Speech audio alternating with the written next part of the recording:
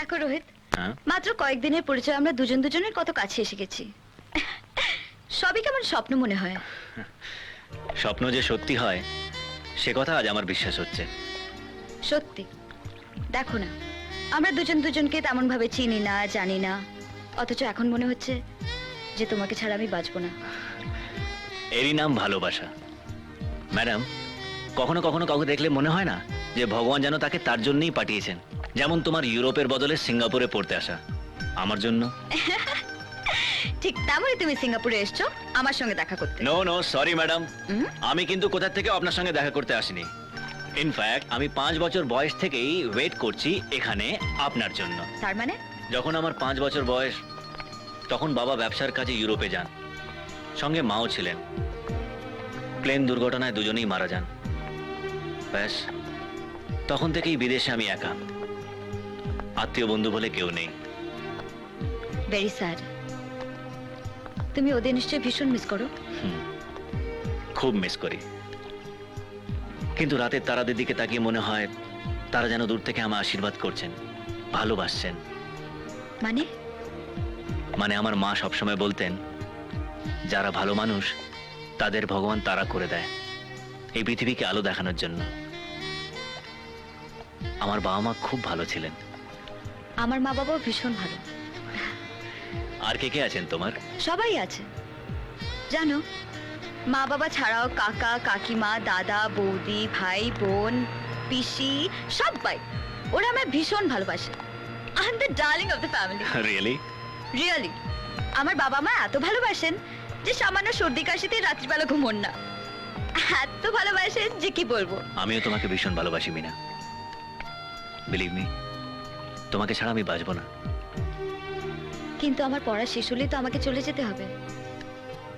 তাহলে তুমি আজই তোমার বাড়িতে ফোন করে বলে দাও যে তুমি একটা ছেলেকে ভালোবাসো, তাকে বিয়ে করতে চাও। আমার মনে হয় যিনি তোমাকে এত ভালোবাসেন তিনি নিশ্চয়ই আপত্তি করবেন না। ঠিক আছে, আজই বলবো। Hi, mail for you from India. Thanks.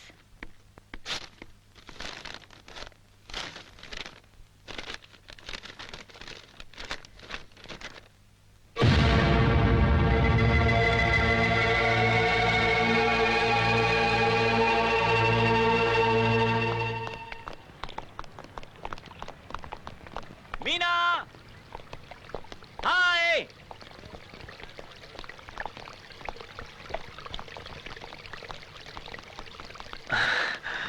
High, কি ব্যাপার এত জরুরি তলব? নিশ্চয়ই কোনো সুখবর আছে। আমাকে এক্ষুনি দেশে ফিরতে হবে।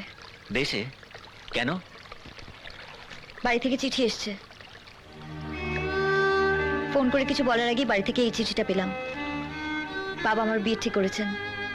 কি করবো আমি কিছু বুঝতে পারছি না। এত চিন্তা করছো কেন? তুমি ওদের গিয়ে বুঝিয়ে বলো যে তুমি একটা ছেলেকে ভালোবাসো। আমি ভীষণ ভয় পাচ্ছি রোহিত। আরে মিনা, এতে ভয় পাওয়ার কি আছে? তাছাড়া তুমি এখনো তোমার মনের কথা তো ওদের জানাওনি। মিছি মিছি তুমি ভয় পাচ্ছ। বাবা যদি মানতে না চান তাহলে কি হবে রোহিত? কেন মানবেন না? তুমি তো বলেছিলে তোমার বাবা তোমাকে খুব ভালোবাসেন। নিশ্চয়ই উনি তোমাকে কষ্ট দিতে চাইবেন না। আমার মনে হয় ওনাকে বুঝিয়ে বললে উনি ঠিক মেনে নেবেন। কিন্তু রোহিত, আমার যা মনে হলো তোমাকে বললাম। এখন তোমার যা ভালো মনে হয় তাই করো।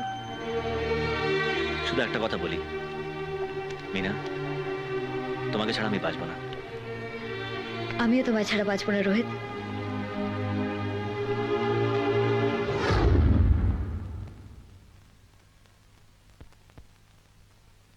আমার মনে হয় মিনা যে ছেলেটির কথা বলছে তাকে একবার দেখে নেওয়া ভালো। কোনো প্রয়োজন নেই। বাবা যখন মহেন্দ্রবাবুকে কথা দিয়েছেন মিনার বিয়ে সেখানেই হবে। কিন্তু প্রদীপ, আমি বলছিলাম বাবা যখন কাউকে কথা দেন জীবন থাকতে সে কথা নড়চড় হয় না। কিন্তু মিনা যে ছেলেটাকে ভালোবাসে, ওর ওই ভালোবাসার চেয়ে এই পরিবারের মান সম্মান আমার কাছে অনেক বেশি মূল্যবান। আদিত্য, মহেন্দ্রবাবুকে খবর দিয়ে দাও সামনের মাসে নয়, বিয়ে হবে সামনের লগ্নে।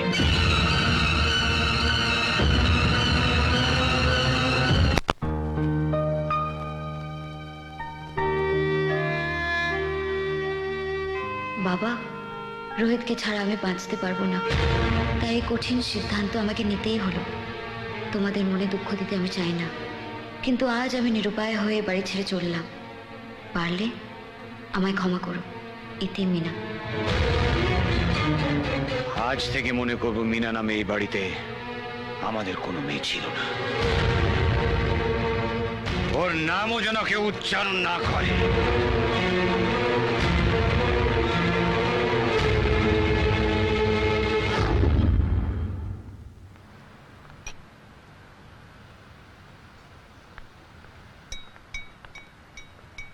রোহিত, আরে মিনা, কখন এলে? এক্ষুনি। এসো বসো।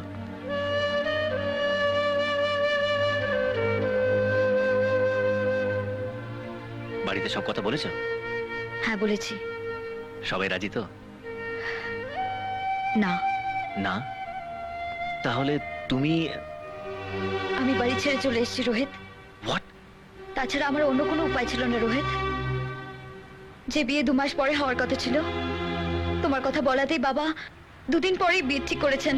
তা বলে তুমি... না মিনা, এটা তুমি ঠিক করনি। চলো মিনা, আমরা দুজনেই তোমার বাড়িতে যাই। আমি তোমার বাবার সঙ্গে কথা বলে রাজি করে নেব। না রোহিত, আমি আমার বাবাকে চিনি।